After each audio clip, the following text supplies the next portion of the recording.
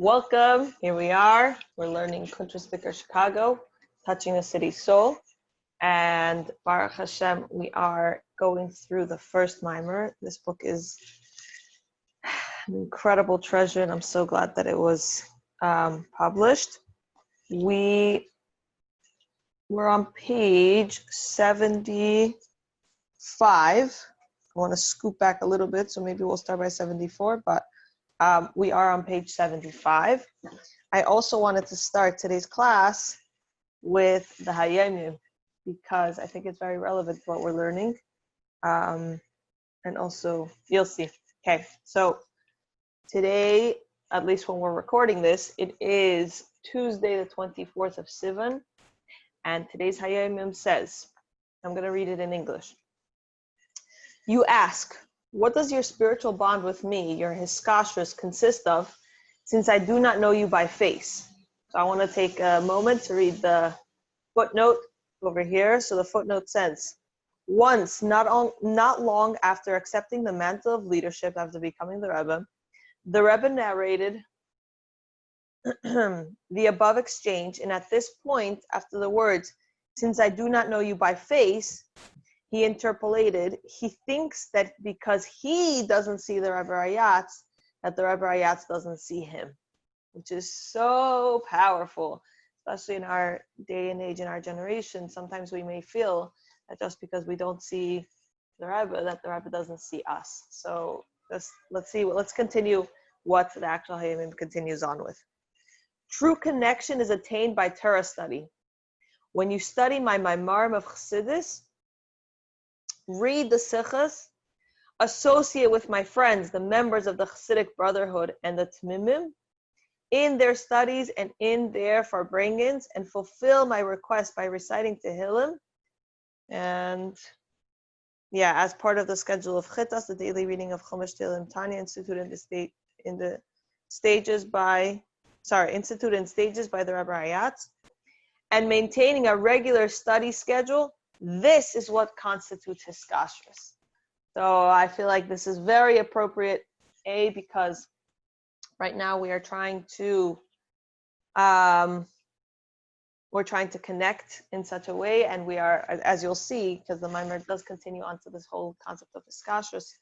But the fact is that since I do not know you by face, it's possible sometimes we might feel just because we don't see doesn't mean that the Rebbe doesn't see us, and how much more so right now we're also connecting to the Frierdiker Rebbe because we are learning his maamer, and hopefully people are taking the time in after hours to learn also the sichas as part of the book. And the most important, or many of the important things said here, is that we're connecting with each other. We're connecting with the sisterhood of Chassidim. We're bonding together. And not only that, but we're making a regular study schedule. So Baruch Hashem, just by joining this year, we are fulfilling so many of these things. And I feel like it's such a powerful Hayomim to start off our class with. Okay, so we have, so yesterday we left off with this discussion about the difference, the power of histaklus, the power of histaklus, that when we're able to really visualize godliness before our eyes, and again, it doesn't necessarily mean see with your own physical eyes, because the whole point of Seder Ishtalshlus was to hide that and conceal it, so to speak. It's hidden. We don't see how, the headphones and my water bottle and my hand, they're all actually one part of God. So as much as we don't see with our physical eyes, our work is to learn and to really become sensitive to godliness in our lives, so sensitive that when we close our eyes, or even you don't have to close your eyes, you should be able to see and visualize the things that you're learning and the things that you're davening with and the things that you're saying. So again, if you take some time, work on, learning some Pirush Milas, and what I did was, this was a few years ago, I took one paragraph a week. At the beginning of the week, I would read the translation, and the whole week I would try to think about what that paragraph meant. And then slowly but surely you start to pick up different parts of davening, and they become familiar to you. And even if you, chas v'shalom, have to rush through them at some points in your life, yeah, at least, okay, that's a general idea of what the paragraph is talking about. So,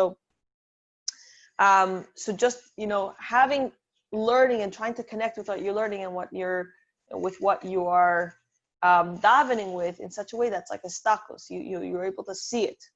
So all of that, by doing that, you're able to even remove the trace of negative thoughts. So as I said, if at some point, chas v'shalom, we have a negative thought, and it's as if we were to open our eyes and suddenly see, the Rebbe standing before us, or suddenly see, the Aron Kodesh before us, a Sefer Torah before us, godliness, kedusha, whatever that is.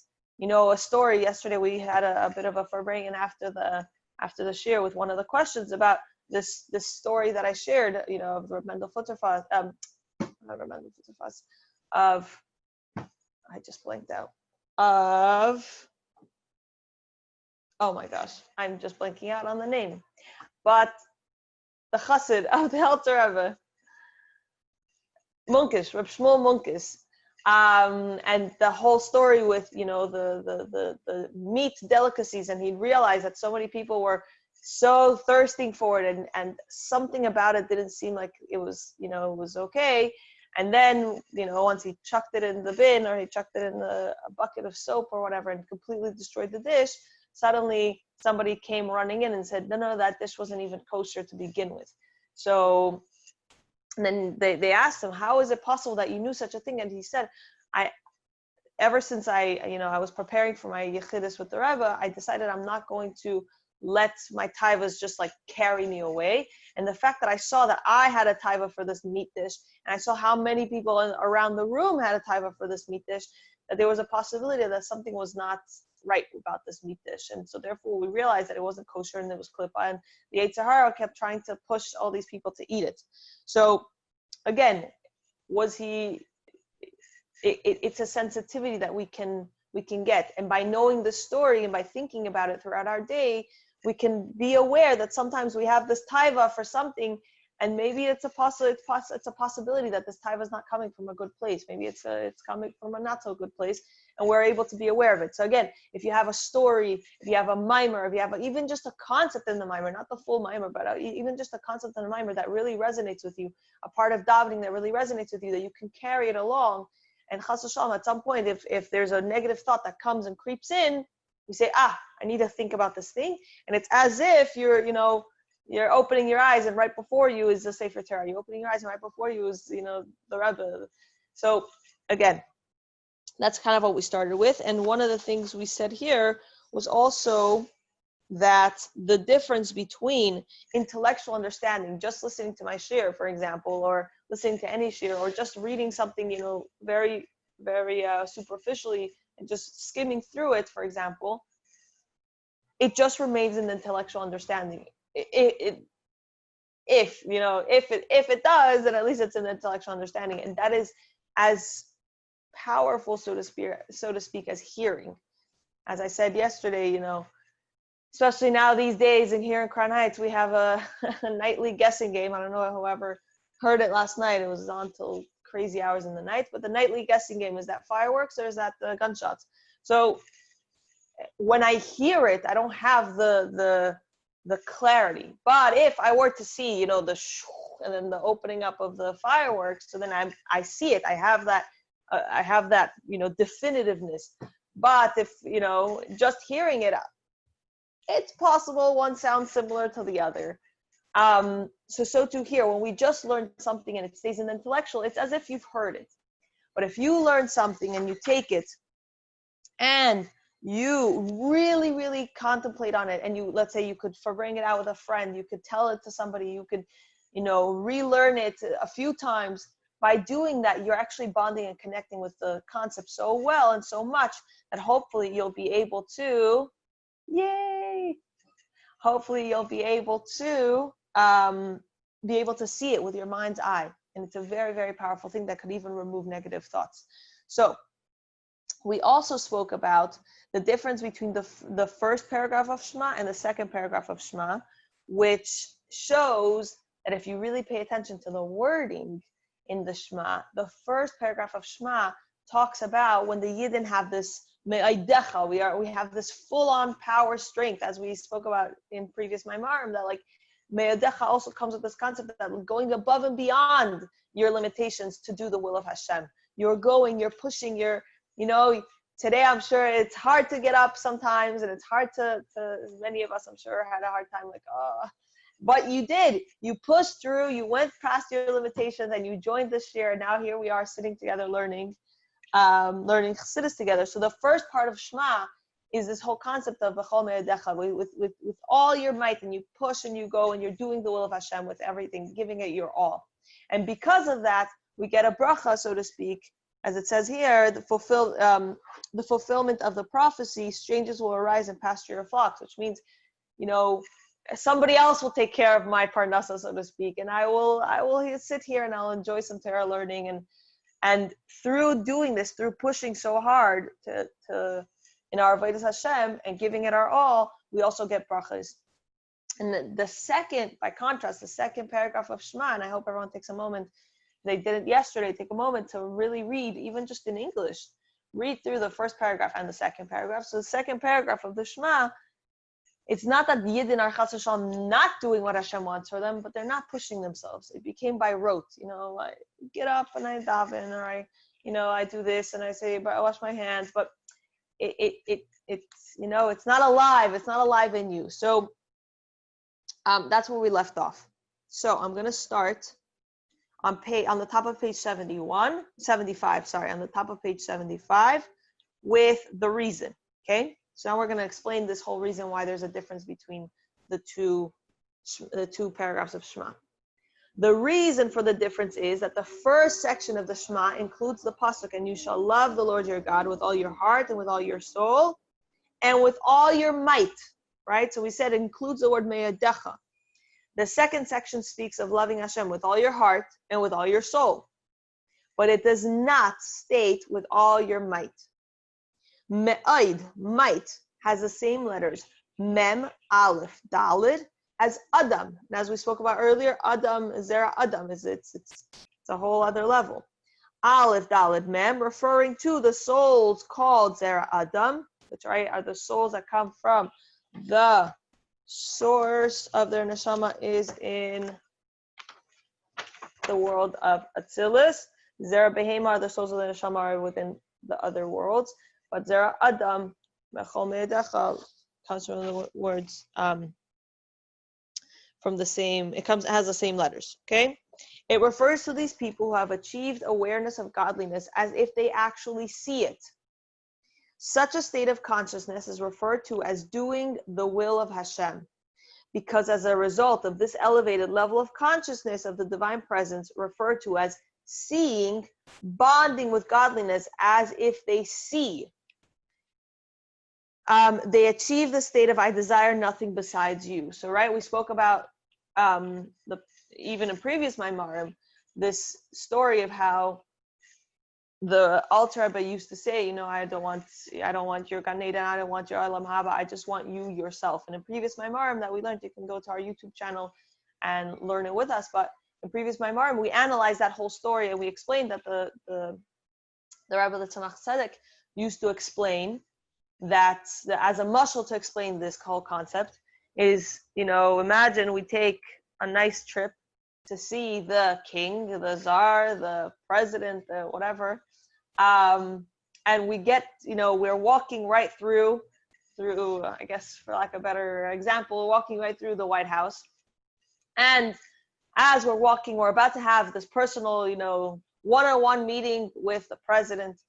And suddenly we see, all the artwork, and there's, this piece and the Picasso and the, the gorgeous historical, whatever, swords and whatever. I don't know exactly what you see there, but it's amazing. And it's all made out of gold and silver, and it's all this fancy stuff.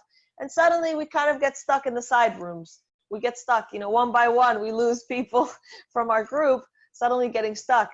And there's one person who keeps their head straight, and they're just looking at that, the Oval Room or whatever, and they're just, that's their only goal. They just want to get to that end result. So many of us might get stuck getting distracted looking at all these beautiful pieces, but in reality, we miss the point of what we're here for. We're here to meet the King. We're here to meet the Tsar. We're here to meet the Melech Malchei Amlachim HaKadosh Baruch Hu, right? So here we are, and we say, the Alter Rebbe says, I could, with all of my learning and my spiritual abilities, I could enjoy Olam Haba. I could enjoy the Gan Eden and all of these different parts and these different sections of Kedusha, of the worlds. But in reality, I just want you, Hashem. I just want to have this one-on-one appointment, have a discussion with you, have a bond, just be there for you yourself. And we even analyze the word yourself in that maamer.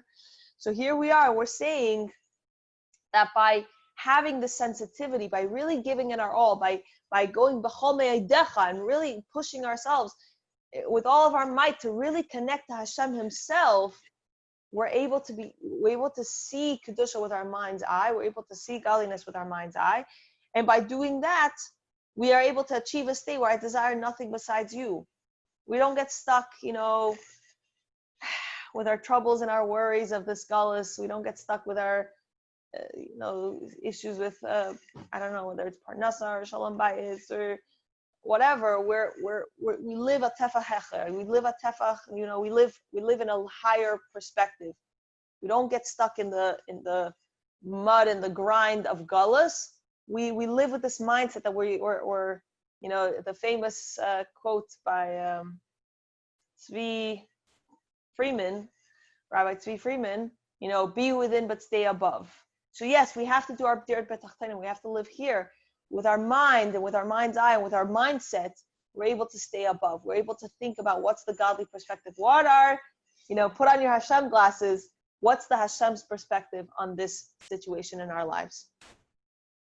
These people do not desire the lower Gan Eden, the lower garden of Gan Eden, the higher garden of Gan Eden, nor the world to come, since all of these are merely besides you, insignificant and ancillary to you. Rather, these people only desire to cleave to Hashem himself. Through this state of striving to ratzah, this desire, this pull, this desire to connect to Hashem himself, the longing to cleave to God, they elicit the manifestation of the divine will, the ratzain, right? So we have ratzai, we have a cleaving, we have a desire. It's kind of like, when you meet someone and you start to connect with this person and you realize, wow, we could be really good friends. And you just want to spend quality time together. You want to, you want to get to know them. You want to, for some people that might be hopefully with Hashem, with your zivug on a shidduch date. You get to know the person. You're like, wow, I really enjoy spending quality time, and you get to know them, and you have this desire to bond and to connect, right? So through doing that, through having this ratzah, through having this will and longing to cleave to Hashem, this elicits a manifestation of the divine will, of the ratzah, which is the same letters as Reish, Tzadik, Vav, and Nun, which when you flip them around, it could also spell tzinner, which is a channel or a pipe, right? So this yearning and striving elicits from Hashem's infinite light, from the Baal Haratzin, from the master of the will, an emanation that becomes his manifest will, right? So as we say, when you make an effort to connect with somebody else, there's usually this mirror image that kind of wants to follow suit and also connect with you. So too here, when we give it our all and we really make our effort to connect to Hashem, Hashem turns that around and he himself also connects with us. And he's the tzinner, he's we create, this whole thing creates a pipe, a channel or a pipeline through which Hashem also elicits from Hashem's infinite light from the Baal Haratzin. The divine emanation is revealed within their souls and their portion of the world, transforming their perception of the world into something entirely different because they see the godliness in all things. So we're able to strive towards this. We're able to strive that Hashem gives us, we want to connect with Hashem so much that Hashem wants to connect with us so much. And through that, he makes a pipe through which he gives us this godly light, and our neshama lights up, and we're able to we're able to live in this new world, and not literally a new world, but we're able to have a new sense of sensitivity for the world. They see the divine ayin, godliness, that is above definition and therefore is referred to by the mortals as nothingness, that brings into existence and sustains the essential being of everything that exists. For these people, the world is a bright place because they see the inner core of everything, its true essential being. The above describes the first section of the Shema and what it signifies in terms of conscious awareness of God. The Rebbe now goes on to describe the second section of Shema. So, right? So when we give this B'chol Me'adecha, we really push and we really give it our all. We create this bond with Hashem that we want to connect with Him so much, and He creates a channel, a pipeline to connect with us so much. And through that, He illuminates our neshama, and we're able to live in this whole new world. We're able to see the world with Hashem glasses. We're able to see, it's not about the struggles of our parnasa. It's not about the struggles of, gullus. Even now, I mean, many people are, quote unquote, getting used to this whole going back to normal concept. And it Baruch Hashem, we should be grateful for the brachas, and there's no, people, at least in our community here in Crown Heights, it doesn't seem like people are sick, and it doesn't seem like people are struggling in such a way as they were before a few months ago. We shouldn't give up there. We should realize we have to look past gullus. We have to push further ahead and connect with Hashem Himself. Not just the fact that, kids go back to school and work starts all over again and whatever. Those are, for some people, those are brachas. But for us, we have to live a tefach echer. We have to live one step above, and we have to say, okay, Hashem, now I still want Mashiach. I still want, even though I'm not creching, I'm not crying, I still want Mashiach with so much more. I want to connect with you yourself. That's what's going to happen when Mashiach comes. We get to see Hashem in His essence. By contrast, okay, so now we're going to say the second part of the Shema. By contrast, the second section of Shema begins with the words, and it shall come to pass that if you listen, okay? Listening relates to bina, which involves mere intellectual understanding. As we said before, the difference between intellectual understanding and das, to be able to see and connect, right? Rather than attachment to it through das, as if one sees. For this reason, this section does not state b'chol me'adecha, with all your might, which alludes to the divine service of Adam.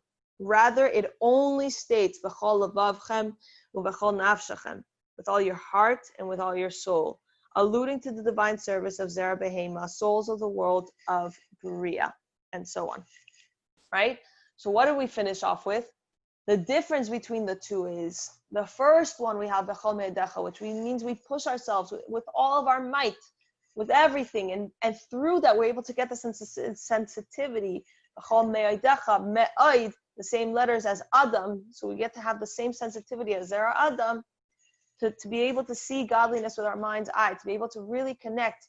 When we pick up a siddur, we're able to feel something. We're able to hopefully bond with that siddur. We're able to bond with the concepts inside of it. We're able to bond. And we could keep growing and growing and growing and growing in such a way that it's not just enough to get brachas, of gullus. It's not just enough. We want to connect with Hashem Himself, Him and His essence, not just the brachas that He gives us. We want to connect with Him because He is Hashem.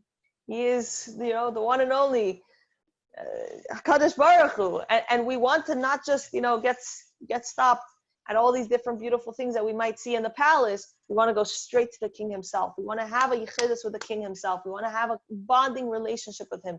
And when we do that, Hashem wants to bond and relate with us in such a deep and high level that He Himself, it becomes a tzinner. He creates a channel through which He radiates into our neshama, and through that we're able to live in a whole new perspective. We're able to see the world for the real kedusha that it is, for the fact that every single thing. My husband we were recently having a discussion about, our windows are on Kingston, and sometimes we know especially the past few weeks, we've had some intense motorbikes driving past at very, very, very late at night, and it's very loud. And in a certain sense, it's like, why would you do that? Like, you're going to have such a loud motorbike, don't drive it around at 1 a.m. But there's nothing, there's nothing we can do about it. We can't just, hey, stop, and like stick our heads out the window and like scream at them. There's nothing to do about it, which means since there's nothing we can do about it, so therefore Hashem's the one. I mean, for sure Hashem's the one at all point in time, but sometimes, Hashem creates a situation where it's our job to fix it. It's our job to do our shlichus in this world. But here, there was nothing to fix. There's nothing. So why should we get annoyed? Hashem wants it to be very loud and out my window at 1 a.m. Okay, so it's Hashem's will. So having an awareness of the fact that the world isn't just a separate entity, that we are all separate entities, and somebody does something that annoys you, and that person did something that annoys you. No, we have to realize Hashem's in charge. There's something we're either meant to do, we're either meant to learn, or we're either meant to internalize in the sense of, oh, maybe I do the same thing to somebody else, right?